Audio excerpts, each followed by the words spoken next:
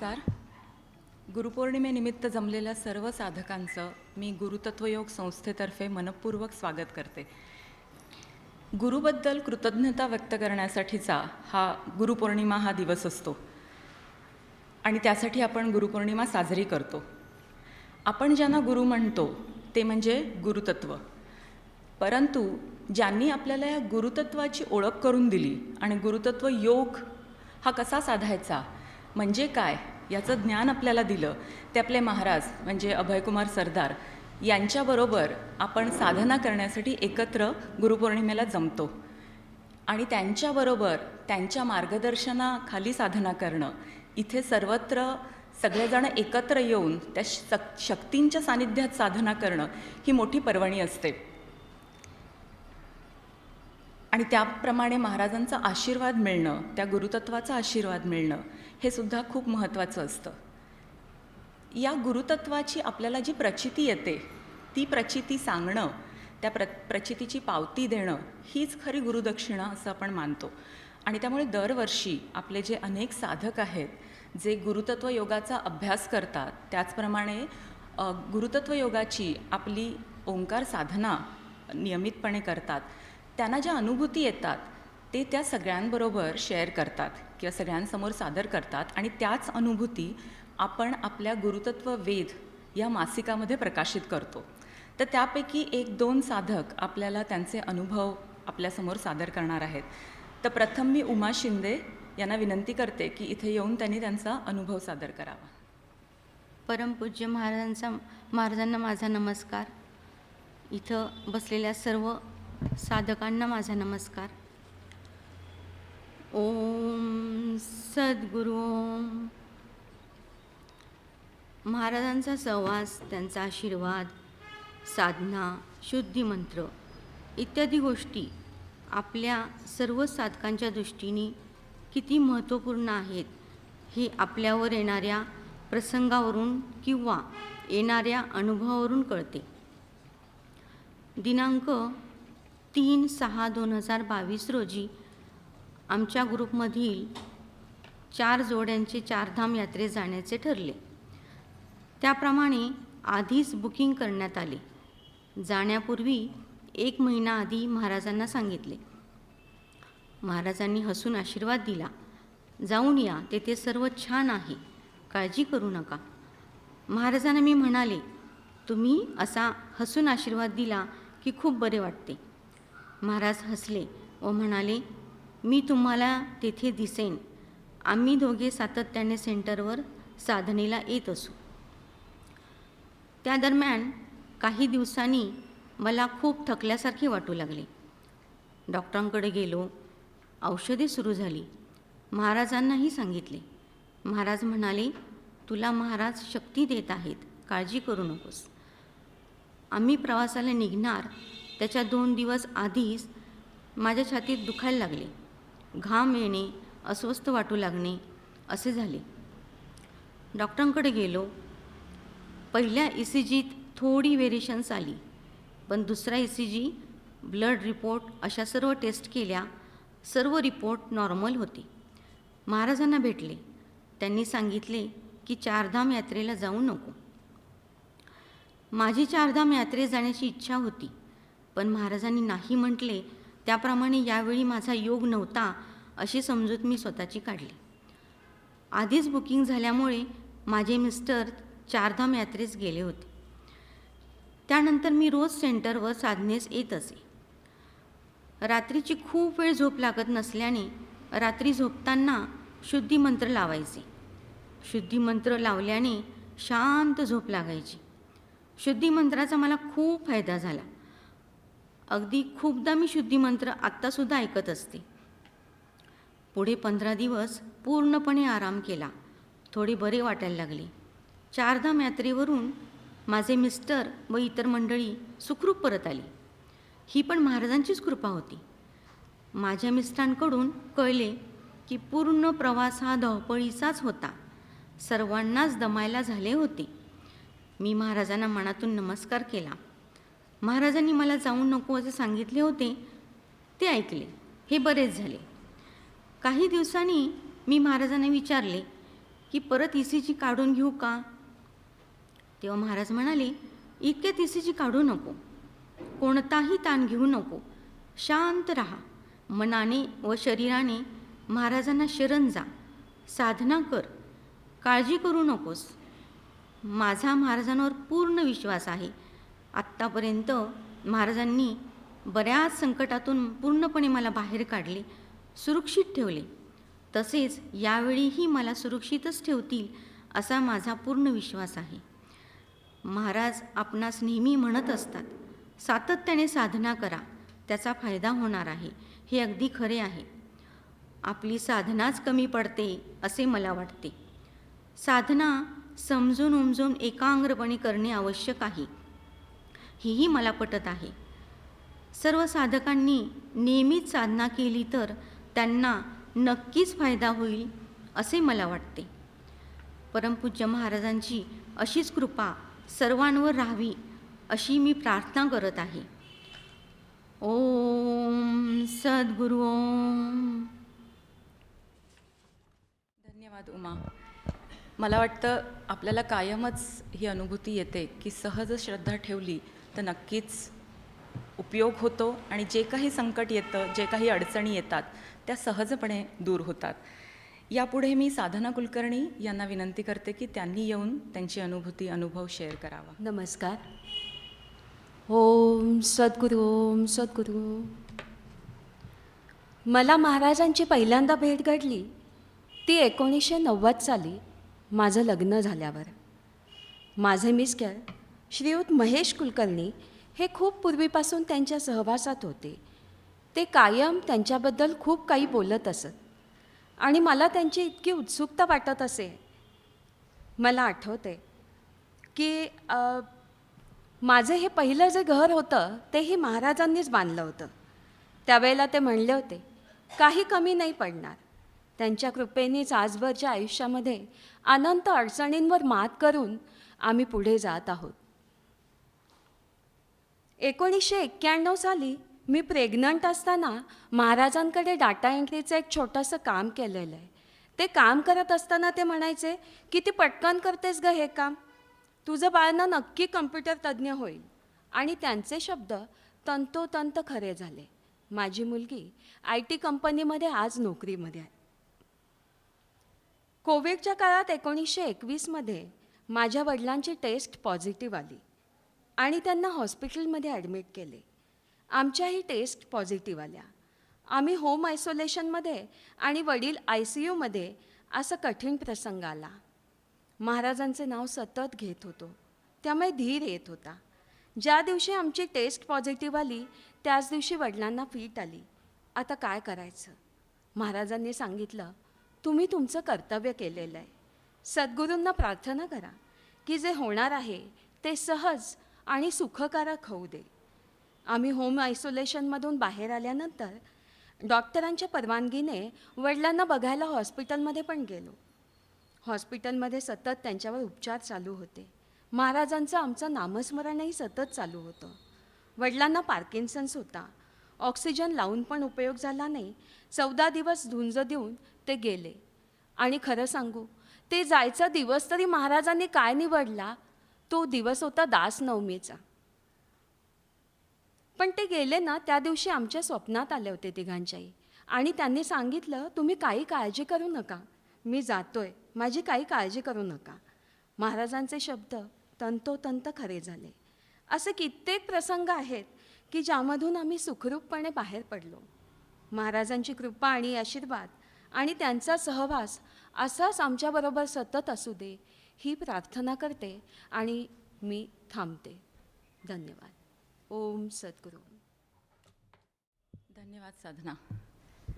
असे अनेक अनुभव, अशा अनेक अनुभूती, प्रचिती आपल्याला गुरुतत्व योग साधना करताना किंवा त्याचा अभ्यास करताना नक्कीच येत राहतात आणि आपले साधकही आपल्यासमोर ते कायम सादर करतात, व्यक्त करतात. आणि याच सगळ्यासाठी गुरुतत्व वेद ही स्मरणिका आपण प्रत्येक कार्यक्रमाच्या दिवशी प्रकाशित करतो. प्रत्येक कार्यक्रमाच्या दिवशी जशी आपण आपली स्मरणिका प्रकाशित करतो तसंच आपण एका प्रदर्शनाचं आयोजन करतो.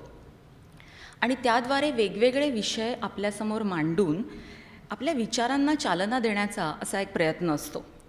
बायोमिमिक्री, सिम्बायोसिस किंवा मायग्रेशन, पक्ष्यांमधलं स्थलांतर, असे अनेक विषय निवडले जातात.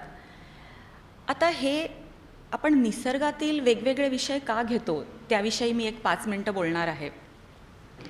निसर्ग हा खूप मोठा गुरु आहे आणि तो आपल्याला खूप काही शिकवतो. आणि जर निसर्गाचं बारकाईने निरीक्षण केलं तर आपल्याला तो मार्गदर्शनसुद्धा करू शकतो. एक आपण प्रदर्शन भरवलं होतं ज्याच्यामध्ये निसर्गाचं मार्गदर्शन कसं होतं, शेतकरी, पक्षी आणि निसर्गातील वेगवेगळ्या संकेतांचा कसा उपयोग करतात आणि त्याप्रमाणे पाऊस कधी येणार आहे, किती येणार आहे, याबद्दलचे आडाखे कसे मांडतात याविषयी ते प्रदर्शन होतं. त्यामुळे निसर्ग हा खरोखरी मोठा गुरु आहे. तर आजच्या आपल्या प्रदर्शनाचा विषय आहे की मानव खरंच सर्वात बुद्धिमान आहे का? माणसानी अतिशय प्रगती केलेली आहे आणि मानव बुद्धिमान आहे हे निर्विवाद आहे. कारण आपण इतकी टेक्नॉलॉजिकल ॲडव्हान्समेंट केलेली आहे, सायन्समध्ये इतके पुढे गेलेलो आहोत की मानव नक्कीच बुद्धिमान आहे. परंतु तो सर्वश्रेष्ठ आहे का, हा मात्र प्रश्न आहे. माणसानी बुद्धिमत्तेची व्याख्या अशी केली आहे जी त्याला पोषक आहे. म्हणजे ज्याप्रमाणे आपण शिकतो, ग्रास्प करतो किंवा आकलन करतो, मेमराईज करतो, म्हणजे ते आपल्या मेमरीमध्ये साठवतो आणि मग रिप्रोड्यूस करतो किंवा त्याचं ॲप्लिकेशन करतो, हे ज्याला माणसासारखं करता येतं तो प्राणी म्हणजे इंटेलिजंट किंवा बुद्धिमान, अशी माणसाने व्याख्या केलेली आहे. आणि असं मोजमाप केल्यामुळे माणसा इतकं बुद्धिमान कोणीच प्राणी दिसू शकत नाही. परंतु निसर्गातील काही उदाहरणं जर आपण बघितली तर आपल्याला प्रश्न पडतो की हे ज्ञान त्यांच्याकडे कुठून आणि कसं आलं. माणसाने 12,000 वर्षापूर्वी शेतीला सुरुवात केली, परंतु 6 करोड वर्षापासून मुंग्या एक प्रकारची शेती करतायत हे आपल्याला माहीत नाही आहे. त्यापैकी 3 करोड वर्ष त्या हरितगृहामध्ये म्हणजे कंट्रोल टेम्परेचर आणि एन्व्हायरमेंटमध्ये शेती करतायत, जमिनीच्या खाली. म्हणजे एका प्रकारचं ग्रीन हाऊस किंवा हरितगृह ते बनवतात आणि त्याच्यामध्ये बुरशीची शेती करतात. याच्याविषयी एक उदाहरण आपल्याला वाचायला मिळेल. म्हणजे जे अजून आपल्याला जमलेलं नाही आहे पूर्णपणे, अजूनही शेतकरी पावसावर आणि वातावरणातील बदलावर, हवामानातील बदलावर अवलंबून आहे आणि त्यामुळे आपण बघतो की काय होतं आहे. परंतु इतक्या वर्षांपासून मुंग्या मात्र स्वतःचं ग्रीन हाऊस बांधून स्वतःच्या वारुळामध्ये कंट्रोल टेम्परेचरमध्ये शेती करत आहेत. त्याचप्रमाणे वाळवी हा कीटक आपण बघितलेला असतो. वाळवी 26 फुटापर्यंत माउंट्स म्हणजे ढिगारे बनवतात आणि ते त्यांच्या वारुळाच्या वरती बनवलेले असतात की ज्या योगे त्यांच्या वारुळामध्ये टेम्परेचर कंट्रोल होईल किंवा त्या वारुळातलं व्हेंटिलेशन केलं जाईल. आणि त्याचं जर स्ट्रक्चर किंवा रचना आपण जर बघितली तर ती कुठल्याही इंजिनियरला लाजवेल अशी रचना असते. ते अतिशय टणक असतं, ते वर्षानुवर्ष टिकतं. काही ब्राझीलमधली माउंट्स ही 4,000 वर्षापूर्वीची आहेत आणि ती अजूनही ऑक्युपाईड आहेत. त्याच्यातलं जे टेक्निक असतं, टेक्नॉलॉजी वापरलेली असते, म्हणजे टेक्नॉलॉजी आपण म्हणतो तशी नाही, पण त्यांचे कोन, त्याचे रेशोज हे व्यवस्थित मॅथमॅटिकल कॅल्क्युलेशनप्रमाणे केलेले असतात आणि कशा प्रकारे वायुविजन किंवा व्हेंटिलेशन होईल ह्याचा व्यवस्थित काळजी घेतलेली असते. त्याचप्रमाणे त्या प्रदेशातील फ्लड लेवल, पूरनियंत्रण रेषा ज्याला आपण म्हणतो, ती काय असेल त्याच्यावरती ओपनिंग्ज असतात. ह्या सगळ्या गोष्टी बघितल्यानंतर आपल्याला खरंच प्रश्न पडतो की हे ज्ञान त्यांनी कसं घेतलं, ही कॅल्क्युलेशन्स कशी केली आणि ती पास ऑन कशी केली पुढच्या पिढीला. जसं आजूबाजूचं वातावरण बदललं, परिस्थिती बदलली, तसं त्यांनी स्वतःत बदल करून घेतले आणि म्हणून ते अजूनही जिवंत आहेत, सर्वाईव्ह होत आहेत. तर अशा काही उदाहरणांचं आम्ही प्रदर्शन खाली केलेलं आहे, ते नक्की वाचा आणि यानंतरही 1-2 आठवडे ते अवेलेबल असणार आहे. परंतु ह्याच्यामधून आपल्याला नक्की प्रश्न पडतो की ही बुद्धिमत्ता नाही आहे का? शास्त्रज्ञांना पण याबद्दल कोडं पडलेलं आहे त्यांना माहिती आहे की काय होतं, पण कसं करतात हे अजून कळलेलं नाही आहे. परंतु या सगळ्या उत्तरांचा वेध हा गुरुतत्व मार्गदर्शनाकडे जातो. कारण डायरेक्ट परसेप्शन असल्याशिवाय हे करणं शक्य नाही आहे. आणि एवढंच आम्हाला म्हणायचं या प्रदर्शनातून की आपणही निसर्गाचाच एक भाग आहोत. जे त्यांना अवगत आहे ते सहजपणे आपल्यालाही अवगत आहे आणि आपण ते नक्कीच करू शकू. आणि गुरुतत्व योग, त्याचा अभ्यास आणि त्याची साधना हाच एक मार्ग आहे त्यापर्यंत पोचण्यासाठी. त्यामुळे नक्की या प्रदर्शनाचा फायदा तुम्ही सगळ्यांनी घ्यावा. यानंतर आपण आपली गुरुतत्व वेध या स्मरणिकेचं प्रकाशन करणार आहोत. तर ज्यांनी आज त्यांचे अनुभव आपल्या समोर सादर केले त्यांना आणि महाराजांना मी विनंती करते की त्यांनी इथे येऊन या स्मरणिकेचं प्रकाशन करावं. त्याबरोबरच आपल्या एक साधक योगिता कामटे यांना पण मी विनंती करते. आपण कायमच आपल्या साधकांच्या हस्तेच याचं प्रकाशन करतो, तर त्यांनी पण महाराजांबरोबर यावं आणि गुरुतत्व वेध या स्मरणिकेचं प्रकाशन करावं.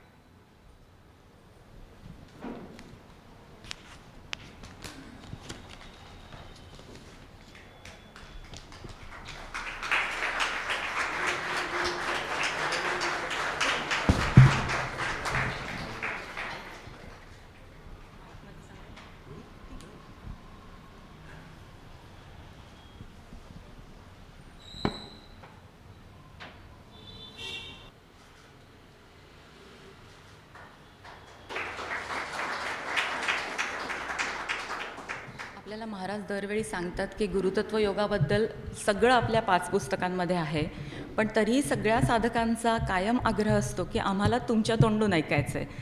त्यामुळे मी त्यांना विनंती करते की त्यांनी गुरुतत्व योगाबद्दल मार्गदर्शन करावं आणि त्यानंतर आपण सगळेजण गुरुतत्व योग साधना एकत्र बसून करूया. धन्यवाद.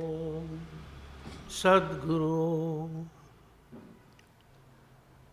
दरवर्षी मागी पौर्णिमा, गुरुपौर्णिमा या प्रसंगाने मी गुरुतत्वावर आज जवळजवळ 20-21 वर्ष बोलतो आहे. प्रत्येक वेळेला मला प्रश्न पडतो की काय बोलायचं परत, पण तरीसुद्धा लोकांचा आग्रह असतो आणि काही नवीन लोक आलेली असतात म्हणून बोलायचा मी हे करतो. आणि मला एक खात्री असते की एकदा बोलायला लागलो मी की महाराजांकडनं सगळं बोलणं. आता हे महाराज कोण, तर मी ते माझे गुरु ज्यांच्याबद्दल लोक अगदी योगी रती महारथी ज्यांच्याबद्दल फार मोठे उद्गार काढतात की इतके गुरु तुमचे महान आहेत की आम्ही त्यांना पदस्पर्शही करू शकत नाही आणि ते माझा नमस्कारसुद्धा स्वीकारत नाहीत. असा मोठे गुरु आहेत, त्यांना मी महाराज म्हणतो.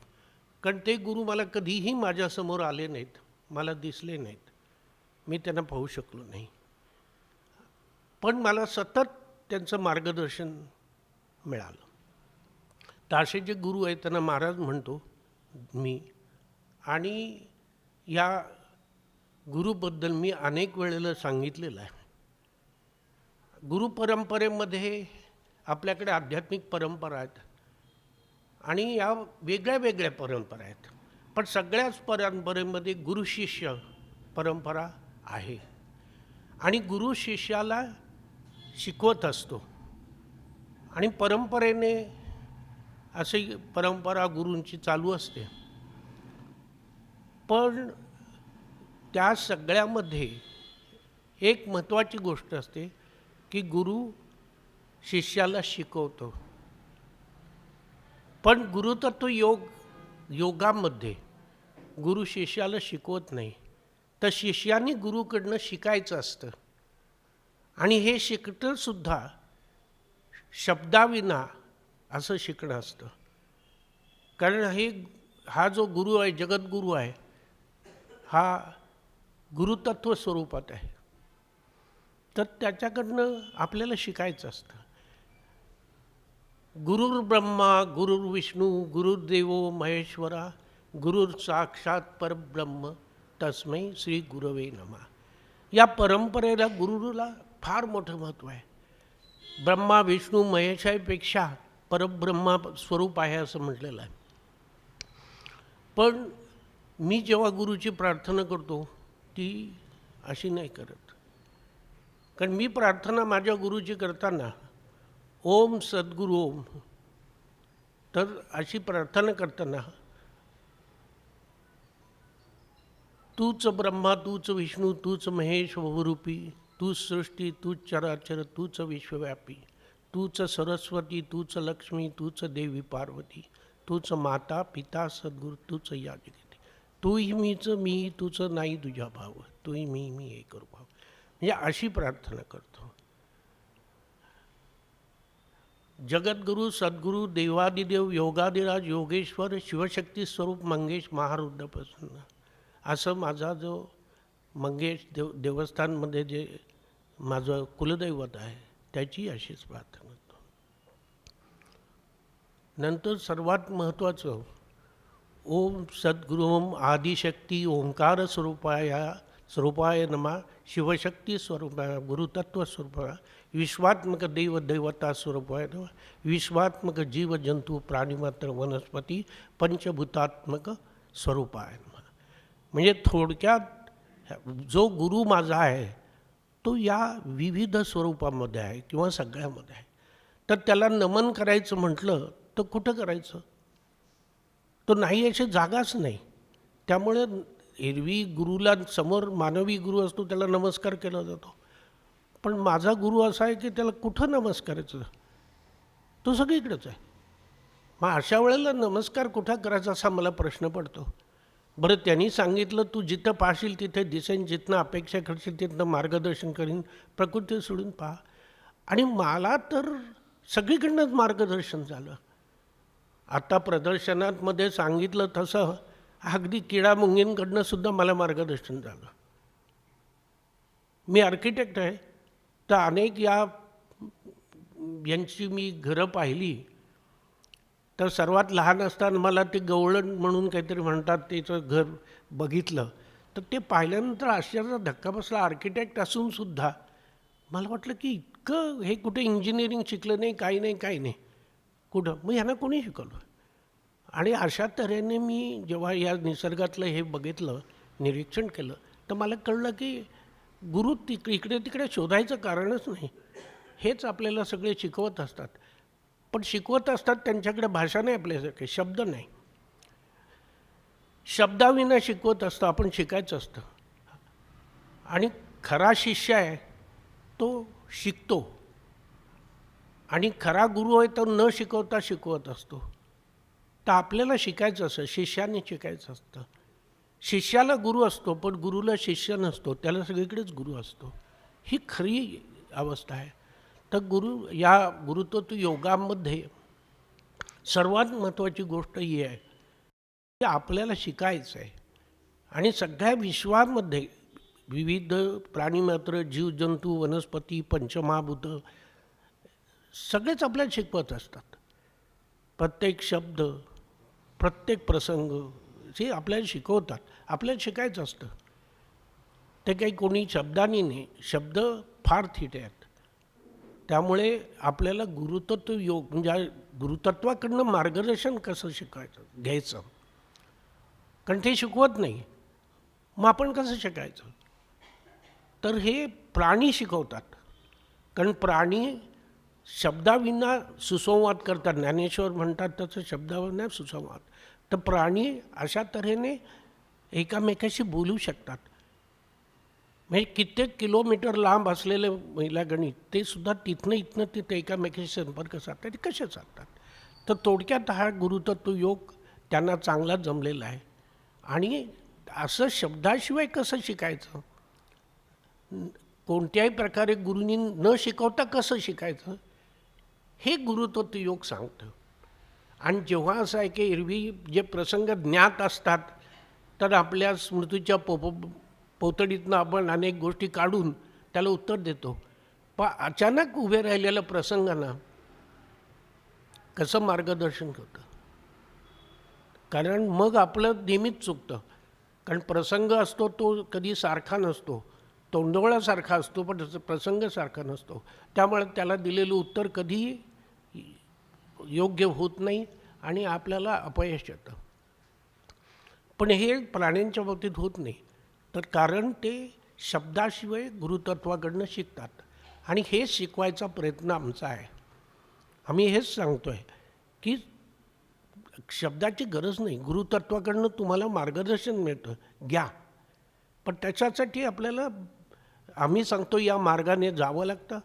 या सगळ्याचं बरंच मी 5 पुस्तकांमध्ये अगदी व्यवस्थितपणे त्याचं यथार्थ विवरण केलेलं आहे. आता ते वाचल्यावर आपल्याला कळेल, कारण तितक्या थोड्या वेळात काही सगळं सांगता येत नाही. आता याच्यापेक्षा काही सांगण्यासारखं आहे असं मला वाटत नाही. तर तुम्ही सगळ्यांनीच हे समजून उमजून घ्या आणि मग तुम्हाला गुरु आतनं शिकवेल, गुरुतत्व आतनं शिकवेल, बाहेरनं शिकवेल, सगळीकडनं शिकवेल. आणि तुम्हाला कोणताही प्रसंग येवो त्याला यशस्वीरित्या त्याच्यातनं बाहेर पडायला ते मार्गदर्शन करेल, मग ते काही असो. एवढं बोलून मी ओम सद्गुरू.